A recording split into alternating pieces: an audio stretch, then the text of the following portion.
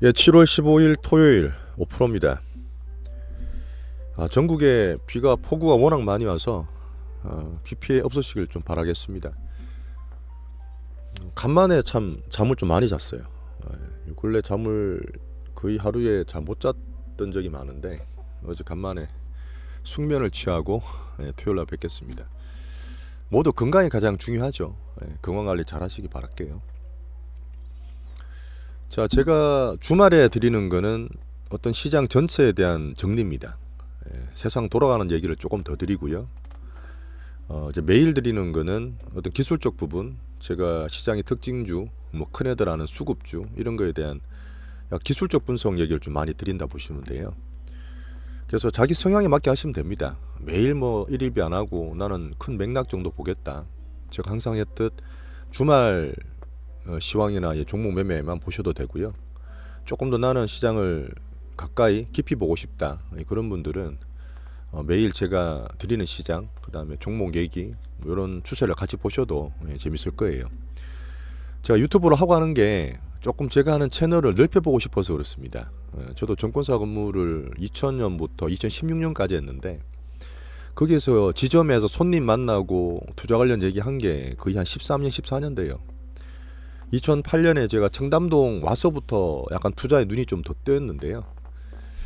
그래도 그때 청담동 지점 있을 때 한 100분 정도 제 관리했던 것 같습니다. 그건 오프라인이니까 뭐 밥도 먹고 이렇게 했는데 온라인으로 제가 말씀드리잖아요. 그리고 제가 주식 관련 SNS도 거의 한 10년째 하고 있습니다. 그래서 제가 어떤 전체 본 투자에 대한 노하우 되게 많이 풀어요. 그리고 종목 같은 것들은 제가 우리나라 이제 모멘텀 한국 증시라 적어놨잖아요. 이것도 간단한 설명을 드릴게요. 구석진대 찾는 게 아니라 정말 지금은 특히 더 올해는 특히 시장의 특징이 수급 매집주나 큰 것들로 돈이 자꾸 쏠립니다. 더 많이 쏠리고 차별하기 때문에 구석진대 찾으시면 안 돼요. 큰 걸로 큰 애들 뭐 수급주들 이런 걸로 하셔도 훨씬 더 탄력 있고 시장 보는 맥락이나 수익률 측면에서도 더 좋으실 거예요. 자, 모멘텀 한국 증시를 자주 제가 말씀드립니다. 모멘텀 한국 증시. 모멘텀이 뭐예요? 뭐 어떤 소식이죠. 호재. 이거보다 조금 더 큰 거는 뭐 헤게모니, 패러다임 이런 얘기 쓰기도 하죠. 2000년도 들어서 인터넷 패러다임 바뀌고 2009년 10년에 스마트폰의 시대의 패러다임 바뀌고 보통 그런 거는 10년 이상 수십 년을 말하는 거고요. 모멘텀은 그보다 좀 작습니다. 예를 들어서 올해 작년에 러시아 우크라이나 전쟁 터지면서 전쟁에 대한 모멘텀이 생겼다. 뭐 나쁜 악재지만 어쨌든 증시에는 모멘텀이에요. 그다음에 러시아와 우리나라도 지금 2차 전지와 지금 반도체 위주로 말씀드리는데 그게 시장의 어떤 가장 모멘텀이 크고 올해 초부터는 미국 IRA에 관련해서 2차 전지 모멘텀이 생긴 거거든요. 반도체는 5월 달부터 AI 성장 스토리가 태동이 되면서 또 모멘텀이 생긴 겁니다. 자, 그렇게 판단해 주시면 되는데 미국은 실적이 나오면 실적 시즌이잖아요. 그러면 실적 좋은 애들이 그 전까지 별로 안 움직여요. 실적 딱 발표하면 그때부터 튀기 시작합니다. 평소에는 보시면 빅테크도 0. 몇 프로, 뭐 1%, 2%씩 움직여요. 그렇게 가다가 어떤 재료가 나올 때 팡팡 튀죠. 그래서 미국은 상한가, 하한가가 없어요. 하루에 좋은 애들은 뭐 더블도 막 가잖아요. 그죠? 우리는 지금 뭐 상장 첫날에 몇백 프로 간다고 난린데 걔들 원래 우리나라 같이 30%, 40% 이런 상한가, 하한가 제한이 없다고요. 그런데도 왜 안정이 되냐? 솔직히 미국은 되게 정석입니다. 진짜 실적이 좋고 앞으로 회사가 좋아지고 거기에 따른 스토리대로 주가가 살살 잘 움직여요. 근데 우리나라는 아직도 제가 자주 말씀드렸던 우리나라 국민성이 좀 그런지 몰라도 되게 많이 쏠려요. 그게 더 쏠리고 있는 거죠. 올해는. 좋다 하면 팡팡 몰리고 뭐 따라가고 불나방되고 이런 개인 전반적인 습성이 좀 있습니다. 근데 그런 우리나라 국민의 특징을 이제 코스닥 지수가 지금 우리 800, 900 왔다 갔다 하고 있잖아요. 그게 지금 조정이 됐는데도 불구하고 2000년 닷컴 버블 같을 때는 2600, 2700 갔다니까요. 코스닥 2700 갔을 때가 있습니다. 코스피만 3000 갔던 게 아니에요. 그 정도로 미친 듯이 쏘아붙여요. 또 빠질 때는 또 미친 듯이 떨어지고 그런 어떤 모멘텀이 되게 긴박하고 급하게 어떤 수급이 몰리고 이런 흐름이 특징이 테마주 특히 그죠? 테마주 같은 거 많이 하잖아요. 그런 게 우리나라 특징입니다.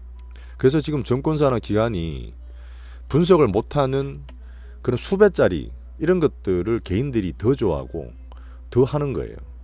사실 정석은 아니에요.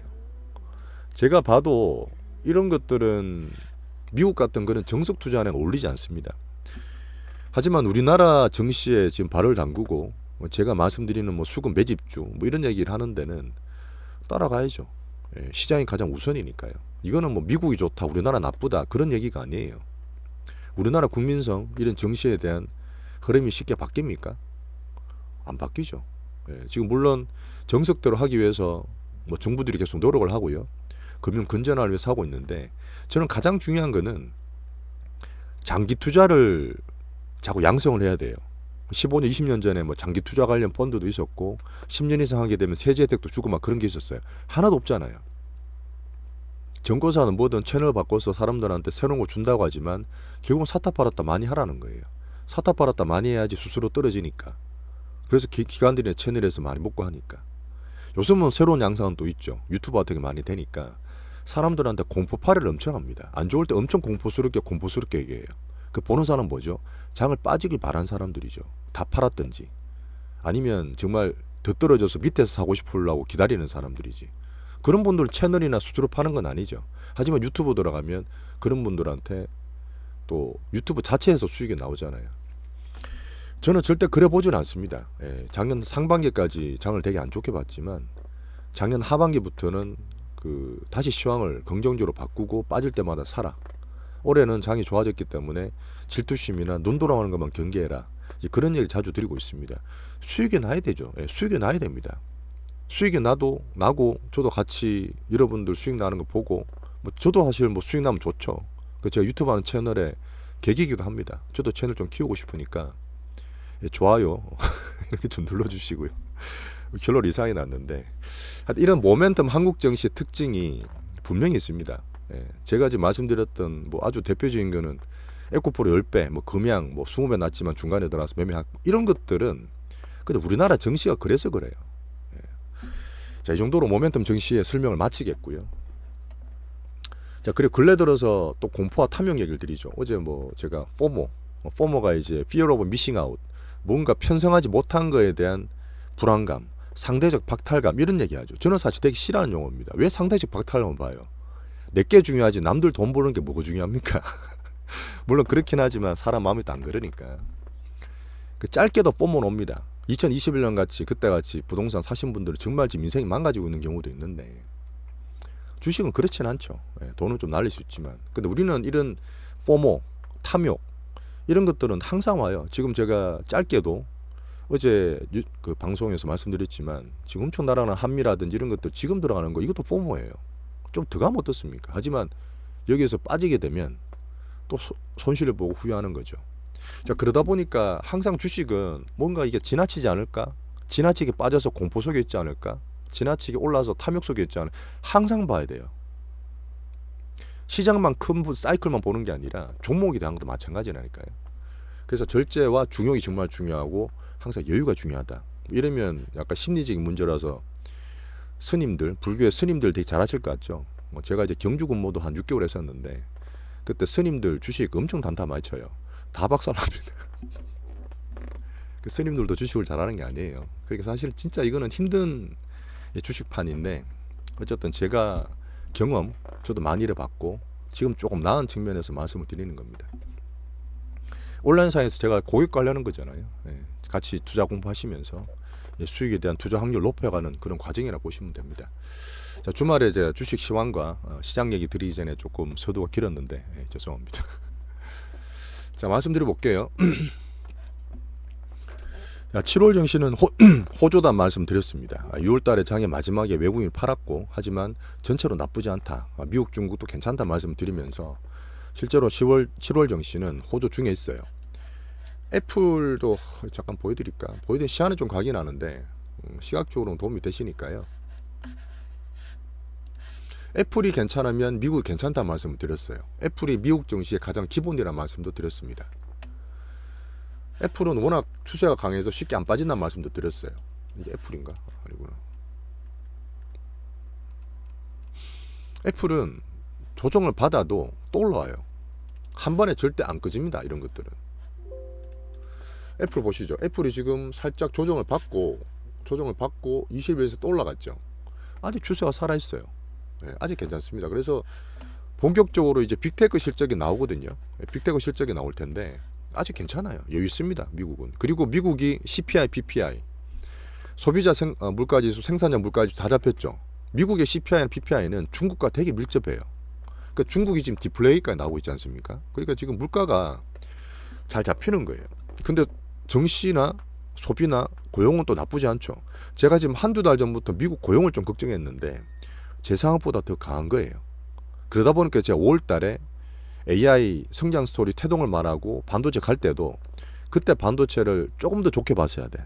뭐 그거는 제가 시장을 판단 못한 제 미스긴 한데 어떻게 보면 반도체 되게 잘 가고 있는 이유기도 합니다. 그래서 미국 2년물 금리도 올랐다 좀 떨어졌어요. 10년물 금리 떨어졌어요. 사실 이것도 간단히 말씀드릴게요. 10년물 금리가 지금 4%에서 왔다 갔다 하고 2년물은 5%에서 왔다 갔다 합니다. 금리 7월달 그 말이죠. 한 번 더 올릴 거예요. 하지만 이미 2년물 금리에 다 반영돼 있기 때문에 금리 한 번 더 올리더라도 미국 괜찮을 거예요. 자, 그다음 8월 달부터 걱정할 건 뭐냐? 자, 미국 CPI가 3%까지 떨어졌어요. 3%. 미국 CPI 3% 떨어졌습니다. 작년 9월인가 7월 달에 9%였어요. 9%부터 지금까지 떨어졌던 건 되게 잘 됐고 지금 올부터 증시가 괜찮은 이유가 됩니다. 하지만 여기서 2% 가는 거는 다른 문제가 있어요. 3%가 2% 가는 거는 월가가 연준이 목표라는 2%인데 기준금리죠. 그게 가기 힘들어요. 예, 다음 달부터는 3%, 2% 왔다 갔다 할 수 있습니다. 다시 올라갈 수 있단 말이에요. 조금이라도. 자, 그러면 지금까지 막 엄청나게 잘 갔던 게 빠진다는 건 아니나 조금 쉴 수 있겠죠. 그게 제가 8월 달부터 보는 건데 미리 걱정하지 마세요. 자, 어닝 시즌이 JP모간 어제 금융기관 은행이죠. 산업은행 JP모간의 실적이 나왔는데 올해 신고가 났습니다. 물론 음봉을 좀 달긴 했고 여전히 상업용 부동산은 좀 경계해요. 자, 우리나라는 주거용, 우리나라 국민이 부채가 많지만 미국은 지금 빅테크나 기업들 부채가 좀 있죠. 물론 나라 부채는 저도 알아서 하고 있는 거고 상업용 부동산이 지금 샌프란시스코 같은 많다고 하잖아요. 공실 같은 게 우리나라 마찬가지지만 그게 지금 지방의 작은 은행들 올해 2월 달에 SVB 사태 이런 거 실리콘뱅크처럼 영향을 줄 수도 있습니다. 그게 이제 JP모건 같은 큰 데다 영향을 줄 수 있다고 했지만 잘 막았잖아요. 2월 달 3월 달에도 우리가 대마불사다 잘 막았잖아요. 지금도 잘 막고 있습니다. 그래서 JP모건도 지금 올해 들어 신고가 나오고 있는 거고요. 요거는 살짝 경계하는 거지 걱정하지 마시라는 의미입니다. 하지만 무조건 좋은 건 아니니까 경계 정도는 하자는 얘기예요. 그 다음에 다음 주부터는 이제 빅테크 실적이 막 나오기 시작합니다. 제가 걱정을 했죠. 나스닥에 쏠림을 경계하고 있는데 물론 나쁘진 않지만 다음 주부터 이제 테슬라부터 뭐 애플로 다 나올 거예요. 그게 지금 올라있던 나스닥 증시에 부합되게 나올 거냐? 거기에 따라서 차별화는 좀 될 거라 봐요.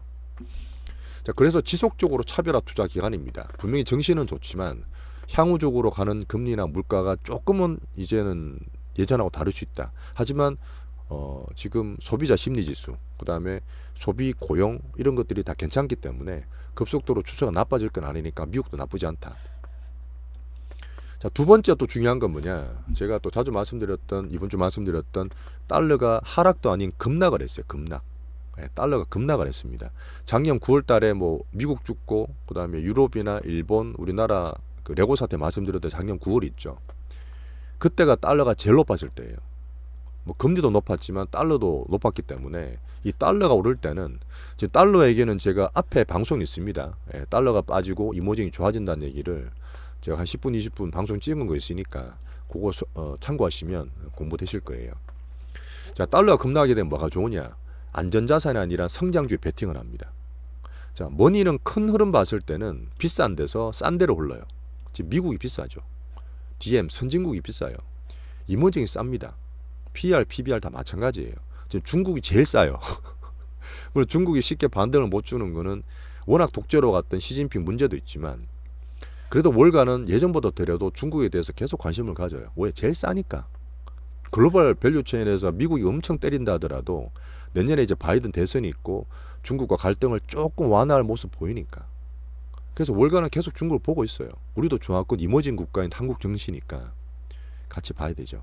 그래서 일단 DM 미국은 경계라되 추세는 괜찮다. 하지만 밑에 싸서 엄청 열심히 하고 부양하려는 중화권 중국도 관심을 가지자. 이게 달러 급락이 나오면서 제가 이제 5월 달에 AI 성장 스토리 태동을 말씀드렸습니다. 그때 반도체를 봤지만 우리가 베팅을 많이는 못했어요. 지금은 달러 급락하면서 달러 급락이 2년 만입니다. 2021년 상반기 때 바닥을 치고 1년 반 내내 올랐어요. 2년째 올랐습니다. 그게 지금 꺾이는 거예요. 물론 작년 9월에 고점이었지만 한 번 더 꺾이는 거예요. 이것도 엄청 큰 모멘텀입니다. 자, 그래서 EM, 이머징이 큰 모멘텀이 되고 우리나라 증시에 좋고, 그 다음에 DM보다는 전 세계 글로벌 머니들이 이머징에 더 관심을 가진다. 정치적으로는 지금 미국, 중국이 조금 갈등이 완화되고 내년 11월 달에 미국의 대선이 있죠. 예, 거기에 대해서 중국을 조금 봐주는지 보는 거예요. 뭐 특히 내년에 뭐 2020년 같이 크다란 또 악재가 생기질 않겠죠. 예, 그리고 미국 4년 임기 동안은 정시가 3년차, 4년차 그리 나쁘진 않습니다. 예, 올해도 물론 괜찮죠. 올 하반기도 괜찮고 하면 내년도 그렇게 나쁘진 않아요. 예, 그런 큰 흐름 보시면 됩니다. 자, 그럼 이머징 대표인 중화권 중국은 어떠냐? 소비자 물가지수, 생산자 물가지수가 0.2%에 마이너스 5%가 나왔어요. 마이너스입니다. 마이너스. 플러스도 아니라 이 소비자 생산자 물가지수는 기업들 쪽이죠. 이거는 마이너스예요. 막 땅으로 파고 들어가고 있다는 거야. 물론 그래서 중시도 많이 나쁘죠. 오히려 디플레 걱정이에요. 우리나라가 부동산 이런 게 뭐 일본 따라간다 그러는데 이 덩치 큰 중국이 온갖 부양책을 써도 사람들 심리, 14억 되는 그 인구의 심리가 안 살아나는 거예요. 그래서 우리나라 중화권 뭐 옛날 테마했던 건 못 올라가잖아요. 뭐 정치적으로 뭐 단체 관광을 금지하는 것도 있지만, 그래서 더 적극적으로 시진핑이 더 정신 차려야 됩니다. 부동산을 살린다는 게 아니라 얘는 죽이면 안 되는 연착륙을 만들어야 되고 기업들을 살려야 돼요. 진짜 기업들을 살려야 됩니다. 알리바바나 텐센트 정말 많이 죽였잖아요. 2021 하반기부터, 그죠? 헝다도 막 터지고 할 텐데 지금 이제 기업들을 살리고 공산당이 다 가져온 그런 이권을 기업들한테 조금 나눠줘야 됩니다. 그런 흐름 좀 보이는 거예요. 그래서 제가 기준을 보는 거 다 모르겠는데 기준은 위안화라 그랬죠. 위안 달러. 위안 달러가 지금 2주 전인가 7.27을 고점으로 찍고 지금 달러 약세고 달러 폭락을 말씀드렸잖아요. 그리고 지금 7.14, 7.15까지 떨어졌어요. 좋은 거죠. 네, 좋은 겁니다.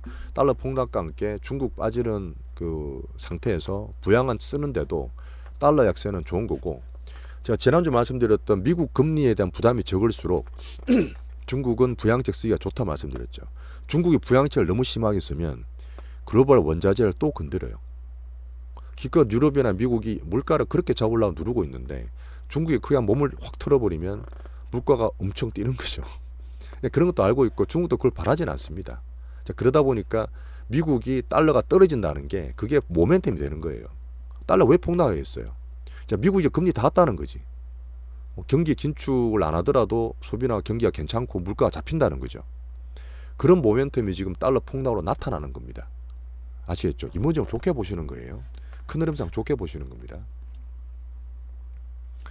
자, 그리고 미중 관계는 여러분 말씀드렸지만 내년에 11월 달에 바이든 대선이 있고 미국 대선 그 3년차 4년차 나쁘지 않고, 지난주에 옐런이 주말에 방중했잖아요. 그리고 뭔가 바뀌려 봤는데 지금 위안화 바뀌잖아요.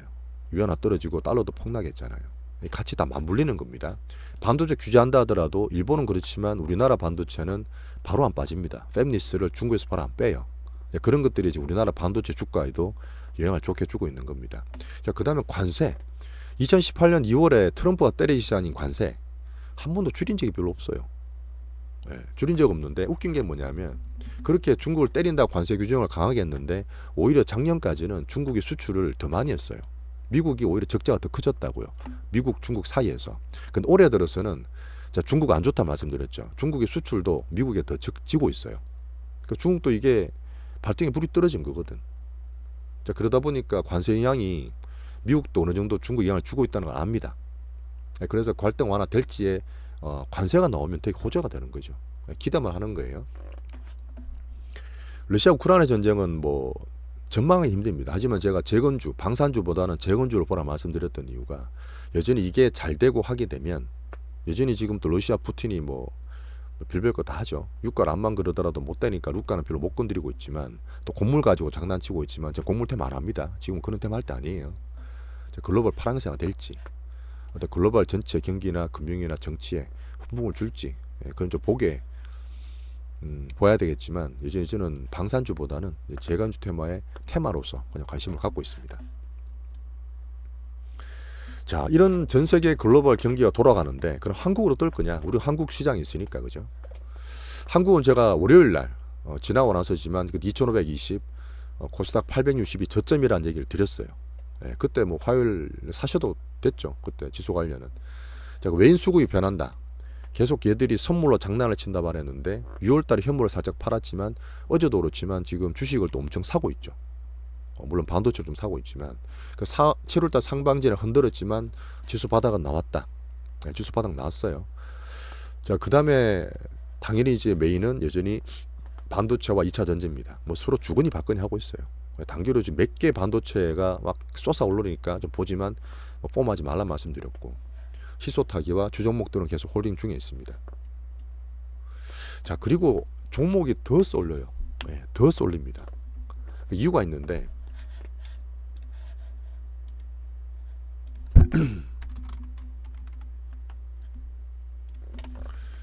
제가 정시자금 볼 때 항상 말씀드렸던 예탁금이 어떻다, 신용잔고 어떻다 말씀을 드리잖아요. 제가 이것 좀 말씀드릴게요. 이게 녹색이 고객 예탁금이에요. 예탁금은 뭐냐면 주식을 하려고 증권사에 예탁하는 자금입니다. 예탁금이 작년에 장 안 좋을 때 2022년이거든요. 상반기 장 빠질 때 계속 빠지다가 녹색. 올해 1월 2월 달에 올라가죠. 뭐 출렁출렁 그런 건 있지만 올라가면서 4월 5월까지 오르죠. 48조 47조에서 55조까지 오릅니다. 이때 뭐 했죠? 2차 전지로 개인들 다 들어왔어요. 근데 지금 보시면 출렁출렁 거리면서 50조에서 별 변동이 없죠. 자, 그래서 지금 여러 가지 이유가 있습니다. 왜 2차 전지 그때 들어오고 지금 안 들어오냐 할 수도 있지만, 반도체도 있지만, 고객 예탁금은 정체예요. 제가 보는 원인은 두 가지인데, 여전히 가계부채가 계속 부담입니다. 하는 내용 보셔도 지금 주담대, 또 지금 살짝 올라가니까 부동산에 또 대출 끼고 또 사죠. 저는 안 좋게 보는데, 가계부채가 하반기 가면 갈수록 더 부담될 거예요. 금리 아직 안 낮추고 있지 않습니까? 그렇다 보니까 추가로 증시에 못 들어오는 거예요. 자, 그 다음에 신용 관련 문제인데, 신용이 지금 제가 안정됐다 말씀드리잖아요. 그 말은 뭐냐? 개인들이 신용을 많이 못 사요. 이 대형 증권사들이 4월 말에 CFD 터진 이후에 아직 키움 같은 데는 괜찮습니다. 저도 키움은 보면 아직 괜찮던데, 삼성이라든지 미래에셋 같은 대형 증권사에서는 신용 종목을 더 안 되게 만들어 놨어요. 지금 코스닥의 1등 종목 뭐죠? 에코프로 비행 같은 거잖아요. 코스닥 시총 1등, 2등에 신용이 안 들어간다니까요, 지금요. 올해 2월, 3월, 4월 달에 급등했고, 뭐 걔들이 봤을 때 PER이나 밸류 분석이 안 되겠지. 아니, 그렇다 하더라도 시총 제일 큰 애들을 왜 신용을 안 들어가게 만들어 놨어요? 신용이 안 된다니까, 지금 걔들이. 여기는 두 가지가 있습니다. 방금 말했던 개인들이 더 못 사요. 팡팡 못 산다고요. 올해 2월, 3월처럼. 대신에 빠지더라도 덜 빠지겠죠. 그게 지금 이 빨간색의 신용잔고죠. 신용잔고 안 들지 않습니까? 그때 보시면 안 들잖아요. 이런 흐름 나타나는 거예요. 단기로 지금 2차 전지에 중장투가 많다 말씀드렸습니다. 그 말은 단타로 신용을 팡팡 사서 단타로 들어가는 단기들이 못 들어오고 있는 거예요. 대신에 반도체 왜 가냐? 반도체는 지금 신용 다 풀려 있어요. 얘들은 지금 올라가니까 한미반도체나 이스페타시스는 다 신용됩니다. 대형 증권사 신용돼요. 그런 면 때문에 단기로 지금 좀 차이가 나는 겁니다. 아시겠죠? 하지만 이게 단기적인 문제지, 길게 봤을 때는 2차 전지 나쁘지 않다.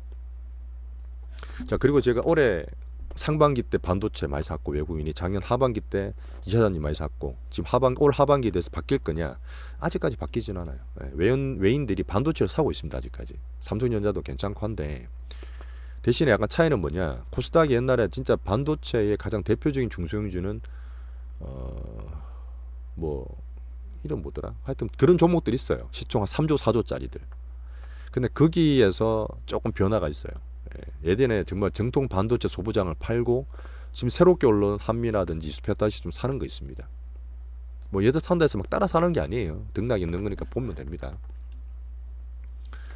방금 지수와 관련해서 제가 또 한 10% 정도 지수 관련 상품 종목 보는 거 있죠. 우리 포션 12630 코스피 레버리지, 233740 코스닥 레버리지, 이런 것들은 지수 바닥 났을 때 활용하시면 계시겠고, 지수 시황 따라 사시면 됩니다. 하지만 중장기로 가져가는 게 좋다 말씀드렸고, 코스피는 2900 정도를 제가 1차 목표로 본다 말씀드렸어요.